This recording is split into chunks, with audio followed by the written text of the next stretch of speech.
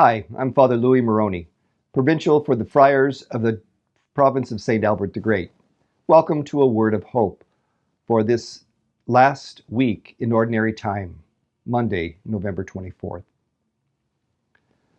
We're entering into a time of giving. This week we will celebrate Thanksgiving, where we will share a lot with many people, giving thanks for all that has been afforded to us. We also will be entering, after this last week in the liturgical year, we will be entering Advent that will lead us eventually to the celebration of Christmas.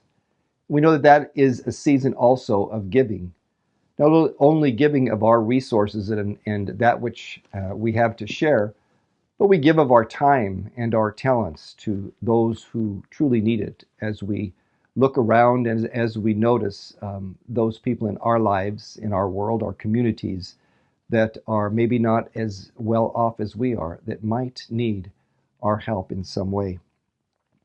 Today we have a gospel, a very short gospel, that talks about giving. The wealthy give to what they can out of their surplus. And then we have the widow who gives out of her poverty. She doesn't have much to give, but what she does have, she does give. I think we've all known people in our lives that have very little, and yet they would give you the shirt off their back because someone was in need. I think true generosity comes from the heart and not from the amount. And so I think it's our word of hope today to look around in our lives to see those who are truly in need. And even if we don't have a lot to give, we have something to give.